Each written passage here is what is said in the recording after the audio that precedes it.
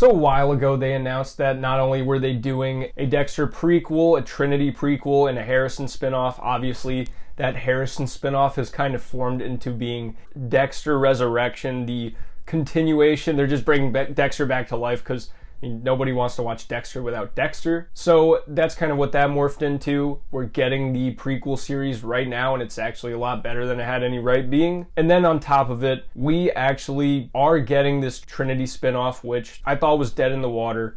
Doing a little bit of research, it looks like back in December they actually confirmed that they are going along with this Trinity prequel. And I kind of wanted to talk about it because I think it's interesting. I've been in the Dexter mood, obviously, to talk about this series with the prequel going on, with all this news. Seems like people are interested in hearing me talk about it, so I'm going to keep talking about it. And the thing that I think is so interesting about this is, obviously, Trinity is Dexter's most popular villain. I would say him and Ice Truck Killer are the two characters that people put in contention as the best Dexter villains, the ones that people remember the most. And especially Trinity's remembered for his really interesting and just kind of crazy performance by John Lithgow. He does a really good job of convincing you that he is this really fractured psyche of a guy who simultaneously holds down all of these obligations, this family and everything, while he's just this monster in the home. He's a serial killer. He moves around and he just has this very prolific way of moving on, and he's been operating for years. And then when Dexter discovers him, he wants to learn from him. And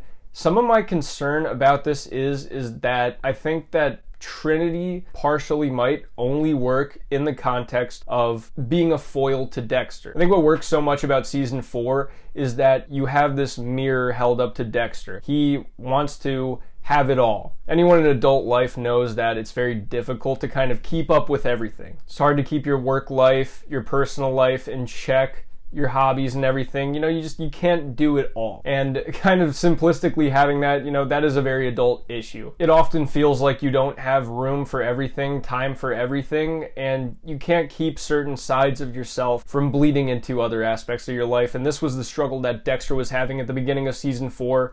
Moving in with Rita, being a family man, having these kids, having work, and then also being a serial killer. He couldn't keep it all balanced. He had a very difficult time, unless you just decide not to sleep, which, doing this YouTube channel, I've had those nights where I stay up very late and then have to go to work in the morning, and it sucks. And then Trinity comes along. He's this seemingly perfect family man who assumes this identity as a church deacon. He's a volunteer. His family seems to be great, and he seems to be a happy guy who has it all and is a serial killer, so he wants to learn from him, only to find out by the end that he maintains this illusion by being an absolute controlling monster to his family, hiding in plain sight and moving around, just being very abusive. And I think in a lot of ways that makes for it to be very difficult, because some of what is compelling about Trinity is how he's different from Dexter, as well as how he's this perfect family man, seemingly, that is a serial killer and keeps this household under lock and key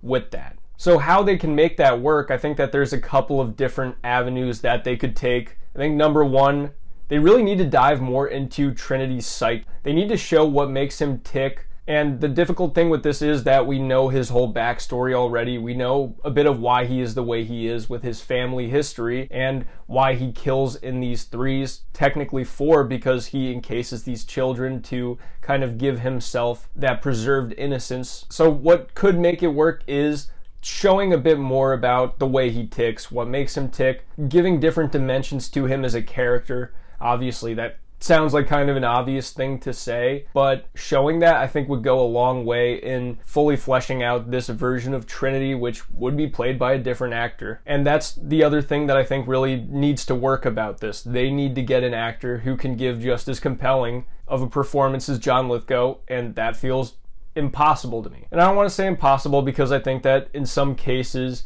you can have serviceable recastings or younger versions. Although Patrick Gibson's not perfect as the younger version of Dexter, I think that he does a good job with playing a younger version of Dexter that's more awkward. He doesn't have social cues down, he's inexperienced, and he hasn't figured out actually that confident Dexter that we come to know by the time the original series picks up. And I think that some of the worst aspects of Patrick Gibson's performance is when he's basically impersonating Michael C. Hall. That is some of the weaker stuff in that show, unfortunately. But when he's doing his own thing and he's fleshing out a younger version, doing something different, kind of giving a different angle to Dexter or showing, him starting out, that's the better stuff in the performance. I think that this younger version of Trinity needs to do that rather than being a John Lithgow performance or impersonation. Basically, the worst thing you can do when you're playing a character that's been previously played is be an impersonation. That's basically all of the weakness of the worst performances like that. Or if you're trying too hard, like Jared Leto as Joker, where he's just, I'm crazy, look at me, I'm trying to be crazy. Speaking of Joker, I think that they do need to take actually a Joker 2019 approach with this show. I think with Joker 2019, a lot of people were like, how does this work without Batman? Joker is the foil to Batman. He is the other side of the coin. So I think what they did with that was they took this very broken character and explained how he gets from A to B, how he goes from this very broken down person who has all these issues, shit on by society, and then how it kind of forms him into eventually this martyr, this Joker that the city celebrates and rallies behind a chaotic cause. They need to do that with Trinity, fill in that shade, bring the point A to the point B without goofy flashbacks, which, there's going to be flashbacks. Like, that is what is going to be. That's how you do it. The whole show is a flashback. But what I mean is, I don't want these very cartoonish scenes where he's getting hit. Like, I don't need this very cartoonish backstory flashback of his sister falling and stuff like that. Like, yeah, they're probably gonna do that, but they just need to tell it right. Obviously, that sounds obvious. But it just needs to take the material seriously and very much just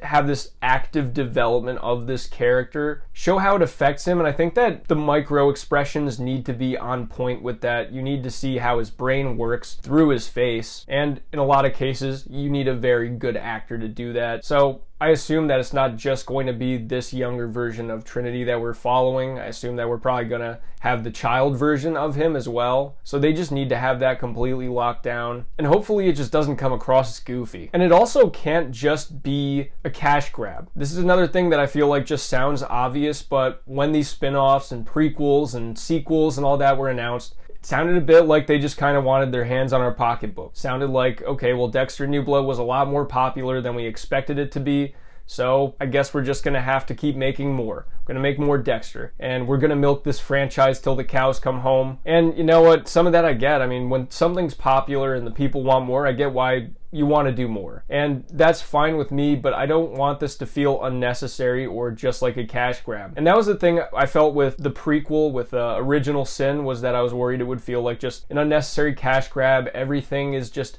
oh, this is how Batista got his hat, and this is how Masuka got his laugh.